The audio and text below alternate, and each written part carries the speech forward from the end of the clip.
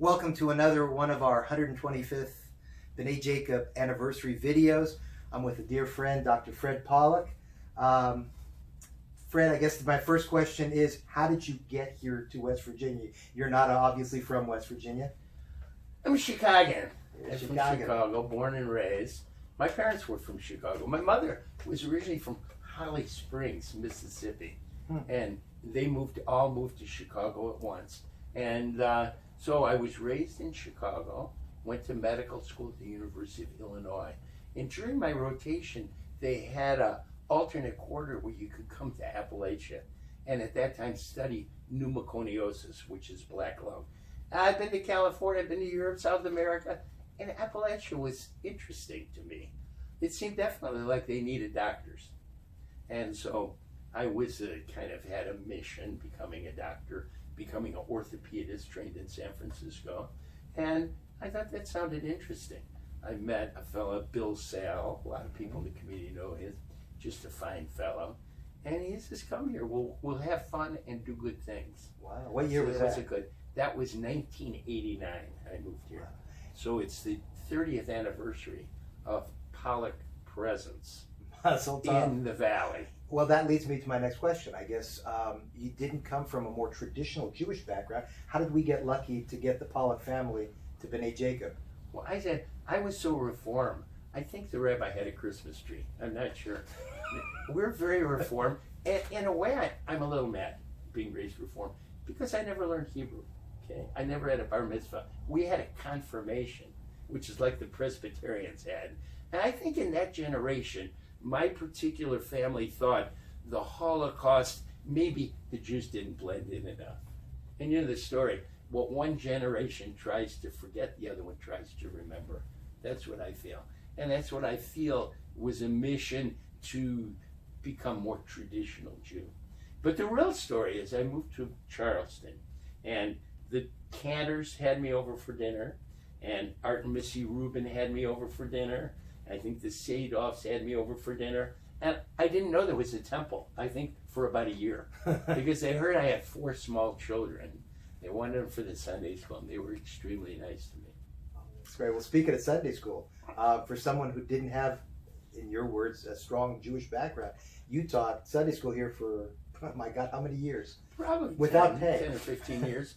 Oh, I thought I was going to get paid. Well, that's coming. The check is coming. And well, I figured I didn't know much, but I knew more than 4th graders. Okay. And so it was very nice. We always had a Jews in the News segment because it's amazing to me. Such a tiny population of the world is so dominant in the news. People are focused on the Jewish people, don't you think? Whether for good or bad. I know Tevye in Fiddler on the said, couldn't God for once choose somebody beside the Jews? And so I focused on that. We talked about holidays, and I like stargazing. And of course, Judaism is a lot of stargazing, talking about phases of the moon. And so we talked about that, and I gained a tremendous respect for teachers because I realized it's not easy. Well, the time I was locked out of the classroom, that's when I realized I think I had to go find Marilyn for the key to get back in the classroom. Oh, wow. But to keep the attention of children is very difficult. Especially you're kind of like the substitute teacher, right? And but I enjoyed it tremendously. But I'd like to say to kids out there, you kids who locked me in that room, you know who you are. They're coming for the reunion. Coming for the reunion. They're going to lock you out again. I'll talk to you. For old time's sake. I was going to say that when I first moved here, I stayed in this pretty lousy hotel across from Memorial that is still been, it's currently been, now Memorial owns it. It's been torn down. And Jack Pushkin came over, introduced himself, and brought a bottle of champagne. And my family wasn't here yet. I was staying in this motel.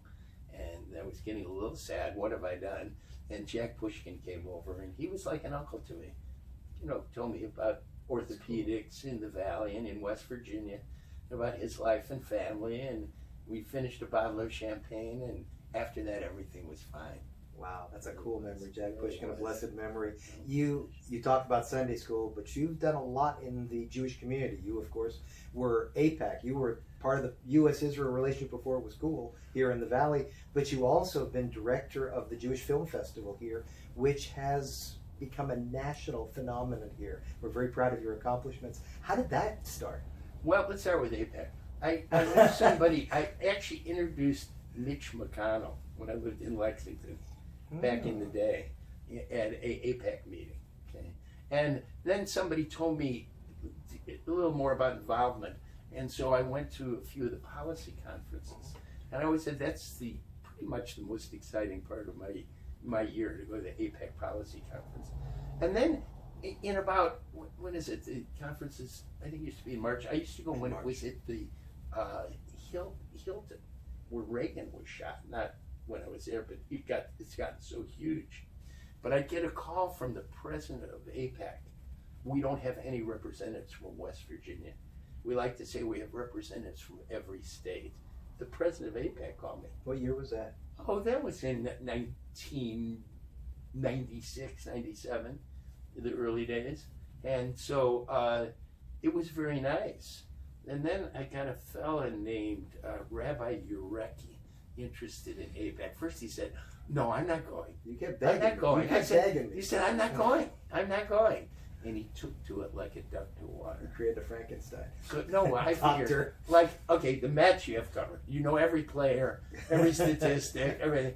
So APEC is a whole new world of learning. And when I saw you on the big screen in the big meeting with the 10,000 people talking about Charleston, West Virginia, that was a thrill. I hope you cavelled. It was your accomplishment. That was Thank a you. thrill. Well, tell me more. Tell us about the Jewish Film Festival, because I cannot imagine our community anymore without the Jewish Film Festival. We had, thanks to the Godfreys, Peter and Rebecca, an incredible cultural series, which after their passing, we didn't know what would happen. And you've just taken this film festival and really made it something. Well, when I was in Lexington, I had read, I stopped in Lexington for a few years before I came here from Chicago, and they had an article in the paper, and it was saying that the film Shoah may be the best use of film. Maybe not the best film, but the best use of film. I don't know if you've seen it. It's 8 hours. I'm sure there's a shortened version, but it's such a classic. It's no old footage. It just interviews contemporaneously with every part of the Holocaust. The train drivers, the victims, the perpetrators, the art dealers who saw. It was fantastic. So we showed that in Lexington. We showed it 2 nights, 4 hours each night. And everyone showed up the second night to see the rest of it. It was fantastic. Then I got here, and Peter Godfrey I saw over at the temple. He was showing The Nasty Girl, about just a fantastic film, a drama about a girl who's injured. It's German film, kind of digging up the past and what were people doing during the Holocaust. It was fantastic. And then we began to show films here. Steve Fessemeyer, I don't know if you know him. Sure. He was the director of the film archives for the library in the state library. And he kind of mentored me on how to plan an evening, how to show films, how to get them, the order you should show, what time of day, kind of helped me get going. And it's interesting because Jewish films have become a huge industry. What was, when we started this in the early 90s, there weren't that many film festivals. Then San Francisco became a huge film festival, San Francisco Jewish Film Festival.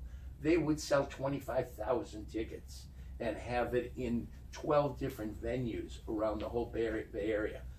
And now Atlanta Jewish Film Festival is #1. 30,000 tickets they sell. And now films are made to show at film festivals. And I read that the San Francisco Jewish Film Festival, the oldest film festival continuously running since 1995. I said, we beat that. So that's why I say we're the oldest continuous Jewish film festival in the country. Wow. And the only free one. Wow.